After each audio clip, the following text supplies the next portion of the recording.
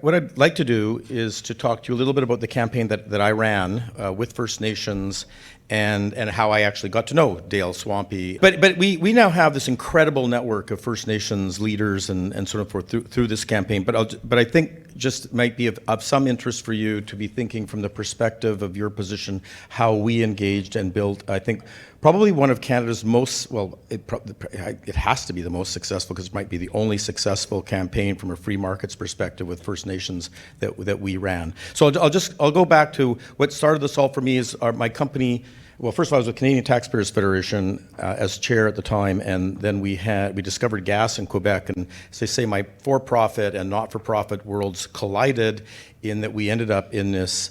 It ended up as an anti-oil and gas campaign in Quebec, and our gas project was first of all got a de facto moratorium. We're now in the middle of fighting an actual out-and-out expropriation without compensation. This has been going on for 15 years now. I don't feel too bad in Ontario because Ring of Fire was discovered even before ours was, so there are people doing worse. But what blew me away, and it's because I was coming at it from the point of view of Canadian taxpayers and political advocacy campaigns, was the incredibly successful campaign that the NGOs ran against us, because we went from 75% of Quebecers in favor of gas to 10% of Quebecers in favor of gas, and that happened in a period of less than 6 months. And it was mind-blowing. It just came out of, it felt like it came out of nowhere, and all of a sudden there's these very professional videos with entertainment, entertainment stars, and I'm going, wow, this grassroots thing and these entertainment people volunteering to be in these videos, and how do they do all this? Well, of course, later we've realized that there's these organizations called Tides, and that they're funding organizations like Ikiter, and this was actually a very professional run campaign. And what we were really up against, as I said, we were Canada's first mega project that got canceled, but we were for sure not the last, because Gateway and Energy East and LNG projects and so on and so forth, and we just happened to be the first. So that led to me saying, well, we need a counter campaign. I can tell you, every other oil and gas company in Quebec, they just left, packed up and left. Some of them took longer than others, but they packed up and left. We're the only ones still standing there, still fighting this fight, and it's because, as I say, it's more because of my advocacy CTF background than it is because of my oil and gas background, because the purely right decision for my shareholders probably should have been I should have packed up and left too, right?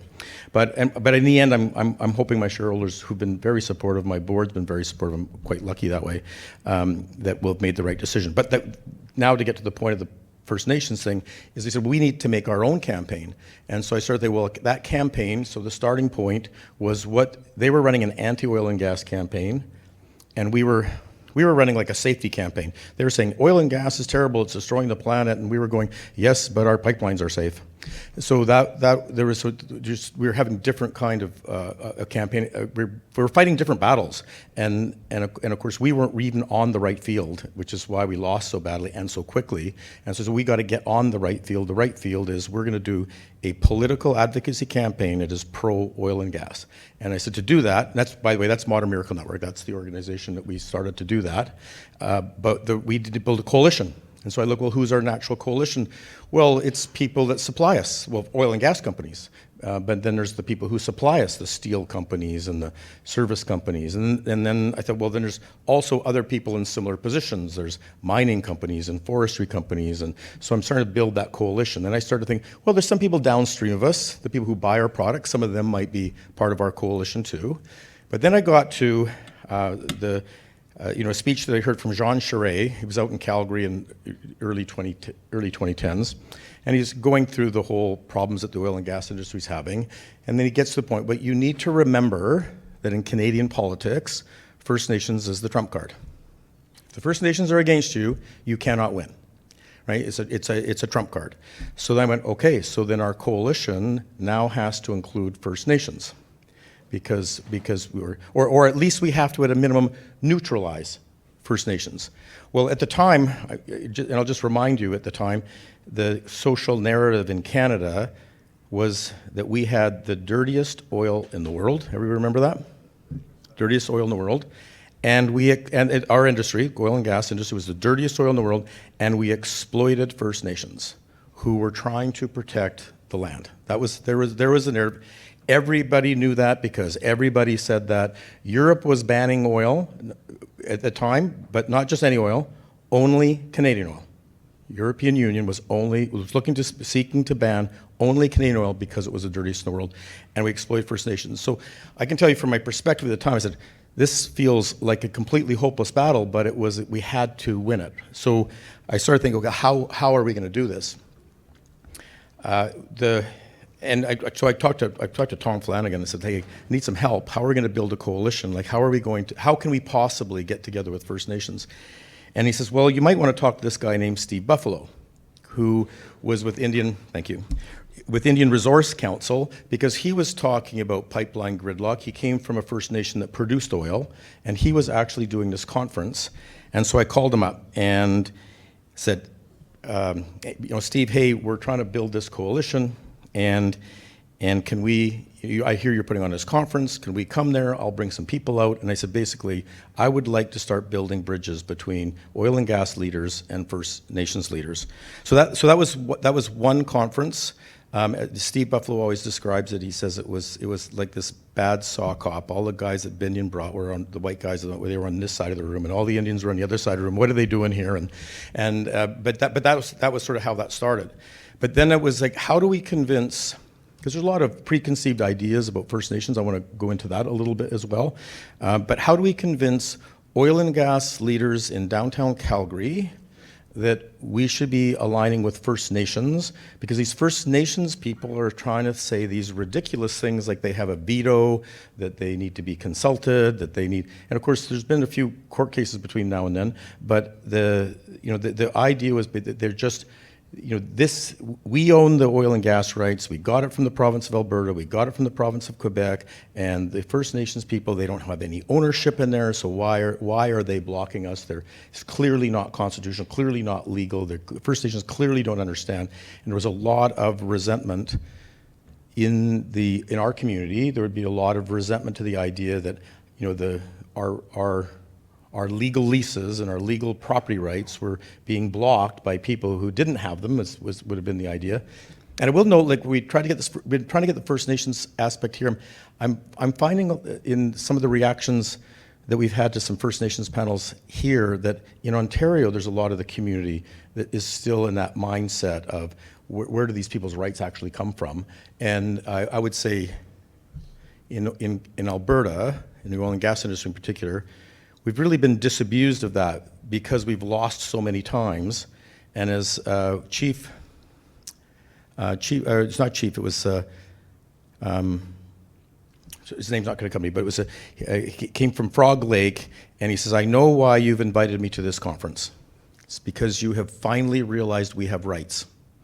I'll tell you, he was dead on. He was invited to that conference because we finally realized they had rights because there were Supreme Court judgments that said they had rights. And so we had this cultural change we had to make to go from we know the Magna Carta, since the Magna Carta, we know property rights, and we know our leases, and we know our agreements, and we were very sure of ourselves. And then all of a sudden the Supreme Court said, no, that's not true. The title is not extinguished. And I mean, they taught me in grade 12, they taught me in grade 10 social studies that the treaty's extinguished title. That was, I knew that for a fact. They told me in grade 10. But the Supreme Court said my social studies teacher was wrong, that the title wasn't extinguished, that there is still property rights. We got Chief Croftschild here, who I think was on our panel yesterday, who told you that the treaty doesn't mean what you thought it meant, right? And the Supreme Court agreed. So we're a nation of laws. At the end of the day, going to have to respect that. But the culture change we had to go through was, how do we get oil and gas leaders to accept that change?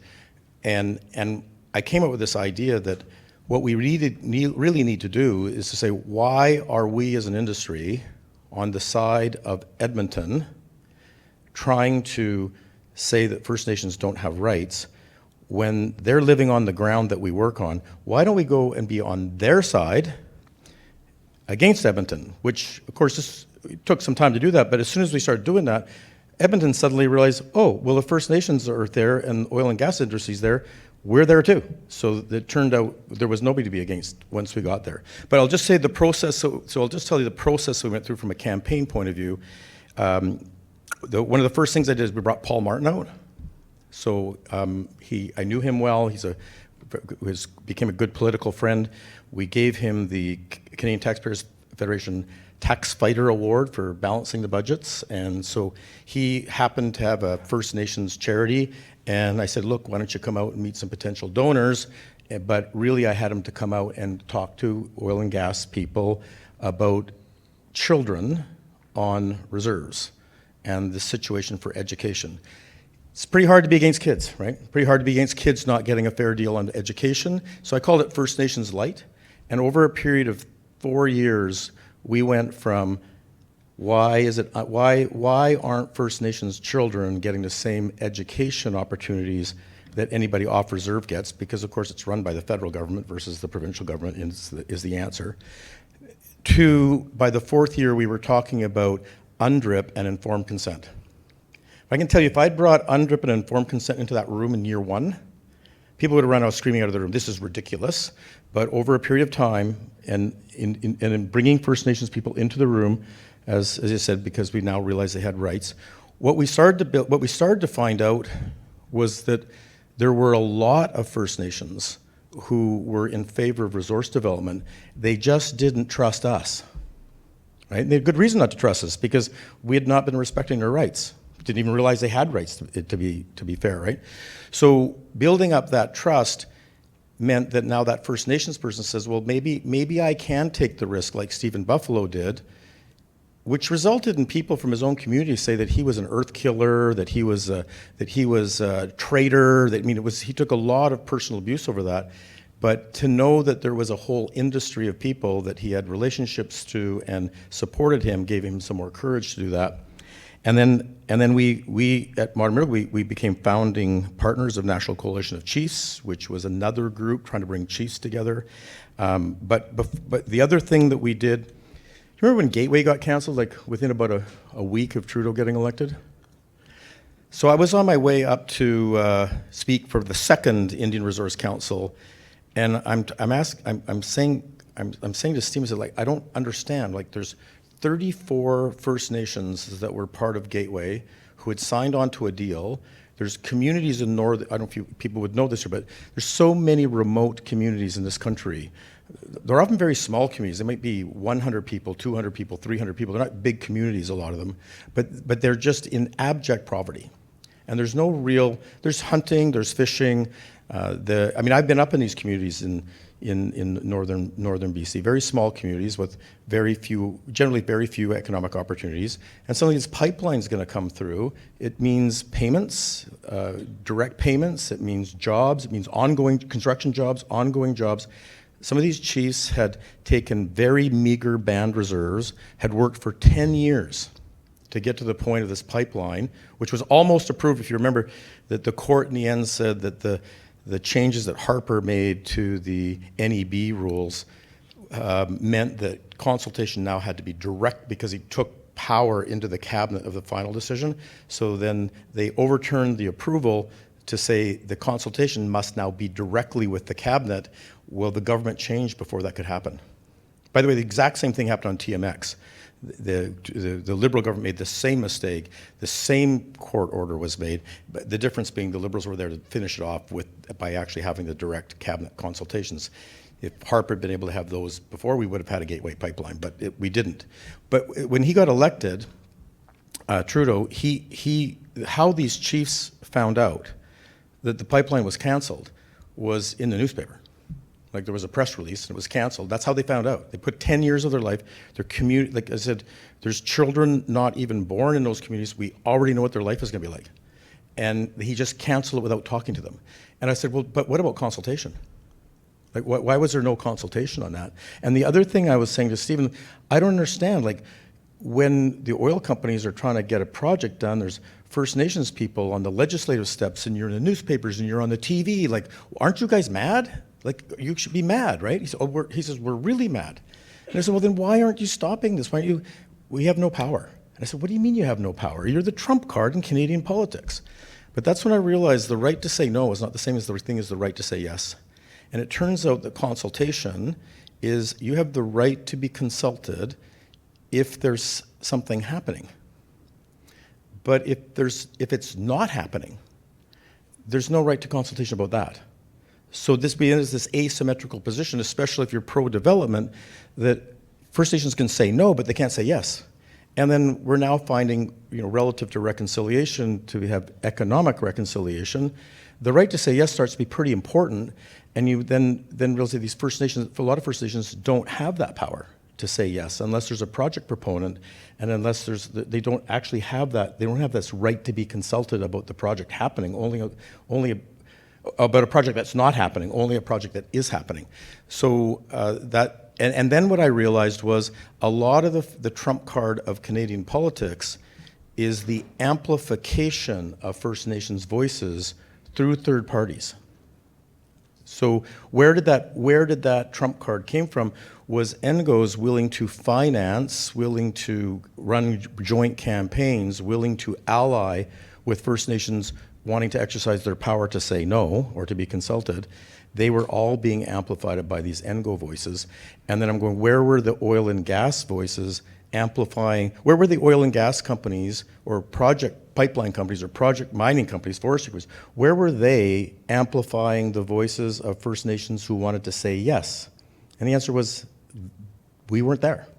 There was nobody. That's why I said that process of, in terms of, and I'm talking about a campaign that took time, it's been 10 years now, but the campaign of how do you bring people together, First Nations leaders and oil and gas leaders, start to build the trust that it becomes, we start to understand First Nations have rights, we start to accept that that's a good, we start to realize we need to help and amplify the voices that want to say yes to counter the ones that are amplifying the voices that want to say no. And so that campaign over time then led to, I said, well, then we need to have a conference. I said, if you've got 34 First Nations who are devastated, but literally nobody in the Globe and Mail, nobody in the CBC, no podcast, nobody telling the story about people who just got condemned to another generation of poverty. Nobody was telling that story.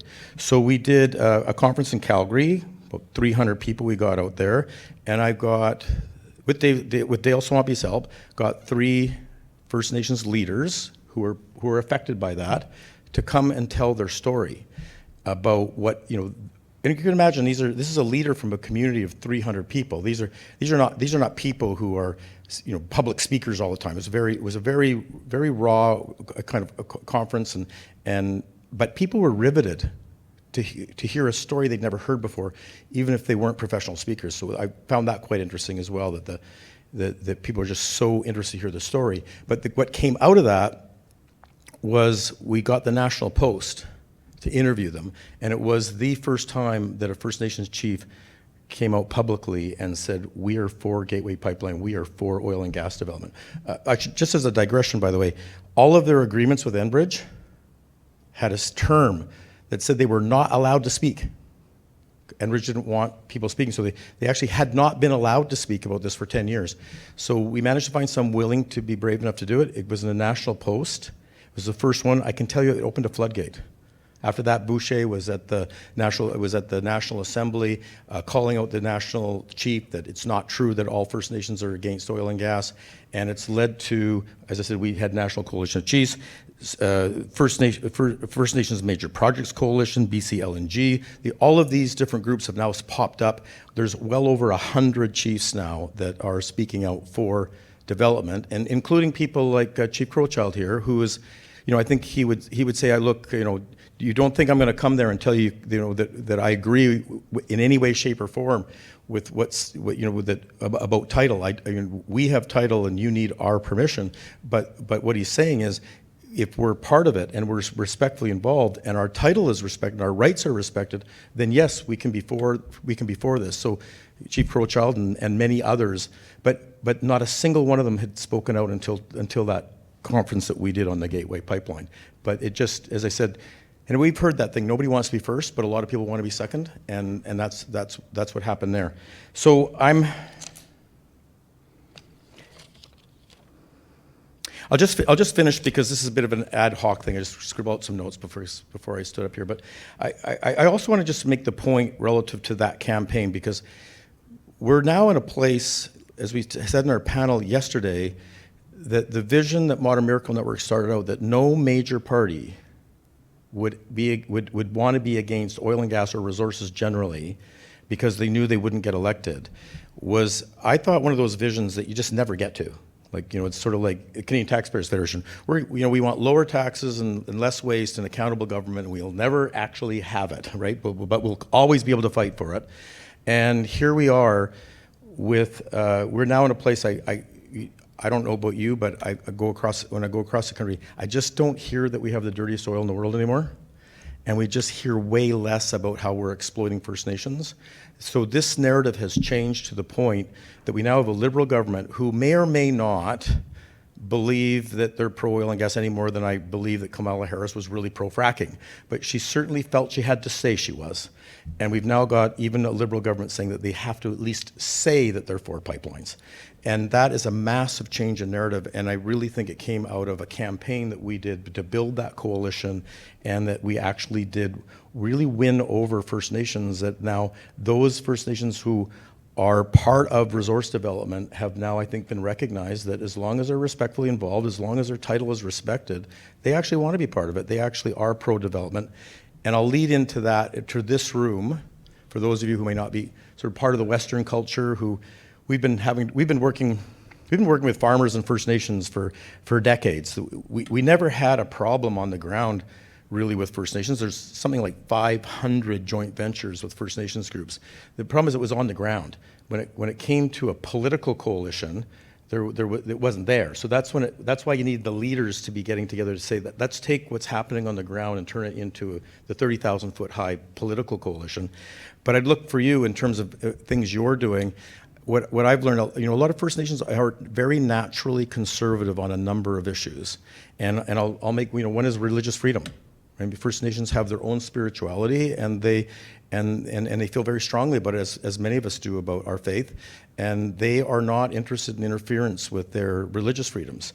And this also goes to medical freedoms, because a lot of First Nations are because of their beliefs, are naturopathic, and this came in COVID when people were wanting to force people to take vaccines or force people to. A lot of First Nations objected to that because they had a naturopath. Naturopath's probably not a fair way to say it, Chief, but they had a traditional knowledge way of dealing with that, and a lot of them wanted to take that route. I would say that on things on immigration and demographics and who Canada is, I think First Nations can be aligned with the Conservatives on that. I think economic reconciliation. I think if we start talking about participation and economic benefits where their title and rights are respected, I think you find that they're actually often on Conservative side around economic development. And I would also say, you're talking to people like Chief Ellis Ross and others, jobs is Social Security. There's a lot of First Nations chiefs, almost all of the chiefs I talk to understand that the best Social Security is a job. And so that's a lot of how do you help, how can we bridge our gap towards opportunities for First Nations to have those jobs. So I think there's a lot of places where we can, and I think should be, going through the process that the oil and gas industry did through Modern Miracle Network of reaching out to First Nations and finding these common areas and making sure that Trump card of Canadian politics is not working against you, whatever your issue is. And I think some of these issues are, as I said, a lot of these issues, it doesn't have to be resources or oil and gas. There's other issues that I think we can find good alignment on. So I'll just leave it there for you to consider that I think First Nations can often be our allies. It starts with that you have to build trust, and you have to make sure you recognize that they have a point of view around title, et cetera, and their rights. But I think if you do, you can find opportunities to do well with them. Okay, I'm going to go to the room now. On our I don't. Is there? I guess I could ask if there's questions. I don't know if there would be questions on that or not. Right? Oh, there is a question. Why did Enbridge put the gag order on? Why do all big companies have? Why? Okay, so okay. Here's my thing about big companies, right? They end up hiring these PR professionals, right? These PR professionals come out of programs. I mean, a PR professional that's being graduated today, I don't even know. Have they heard of AR? Do they know anything about advocacy? Like they're all being taught by people that learned communications 20 years ago, and the world's changed so much, right? So it's like, what's a PR professional's job to do at a big company? It's to not have risk. Like we don't. as our company, what's my job for you as a CEO? I want, if I'm on the GR side, it's my job to be able to get you a backroom lobbying meeting with a government. And if it's public relations, it's to not be in the paper, right? So if that's your job, what's the best way not to be in the paper? Don't communicate. Right? If I just don't say anything, then hopefully it all goes away. And what's the typical reaction of a PR professional to, oh, hey, something just blew up on our project. Oh, let's not make our own weather. We'll just feed the story. Better to say nothing. And right, and then of course sometimes they just take off, and then you never said anything, and pretty soon you've got a natural gas ban in Quebec or a pipeline canceled. Like that's what happens, because that idea of I'm not taking any risk, I'm not making my own weather because I didn't communicate, works until there's actually some traction behind this, and all of a sudden one side's talking and the other side isn't. But that's why they do it. So they said, we don't want to take the chance that some First Nations leader says something to a newspaper, and all of a sudden we're in the newspaper and we don't want to be. Yeah, I do understand that perspective to a degree, but it's like you learned today, like the communication side of it, a personal story goes so much further than, Yeah, no, it's. you know, Okay, so if you want me to tell you, okay, you asked me why they did it, and okay, let me give you a shorter answer, because they're stupid, right? They're stupid, and they're being advised by people who are like, these are people who went to school for 4 years to learn how to be communications people, and all they learned was how to tell people not to communicate. It's ridiculous, right? It's ridiculous. Why would they even pay them? Right? Let them write the company newsletter, and get somebody, get the vice president, get the president, get the First Nations leaders, get them out talking, and you can write your internal newsletters, because you're absolutely no help in this greater debate. The other thing I would say is just sort of the free rider thing too. Like, if I'm the company out there communicating, I'm the one taking all the heat, and the other companies sort of get a free ride. So there's a certain sense of I don't want to be the only company communicating, because then I draw all the attention. So there's that. It's not irrational what they're doing. It's just not effective. Everybody together to reach a consensus on the development. Right. Okay. So there's 642 different First Nations. Governance models vary a lot. There are some extraordinarily, like the Fort McKay Band in northern Alberta has an average income higher than the average income of Alberta, who has the highest average income in Canada.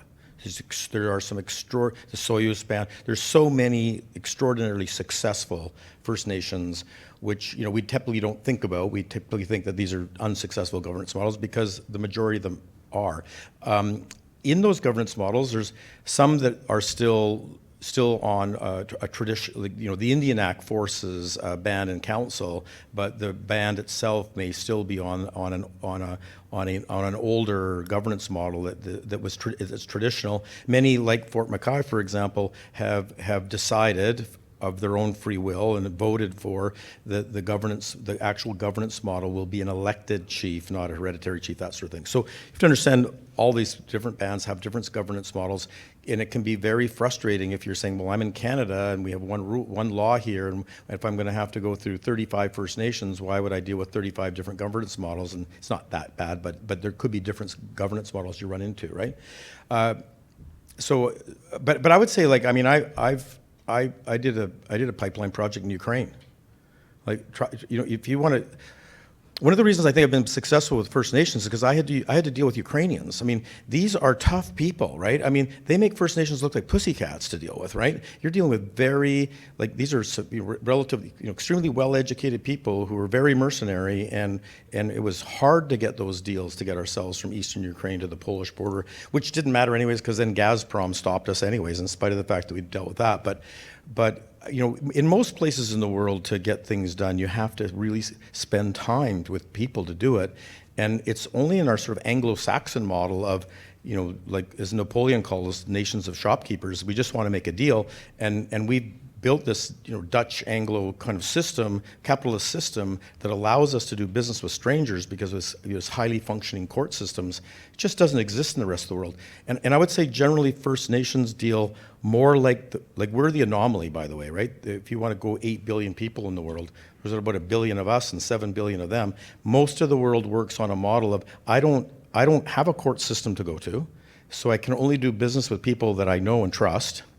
And First Nations, their first question is, I don't care how much you know until I know how much you care. Like, who are you? Like, why would I do a deal with you? They're not in that. They're not in that cultural model of, I'll do a deal.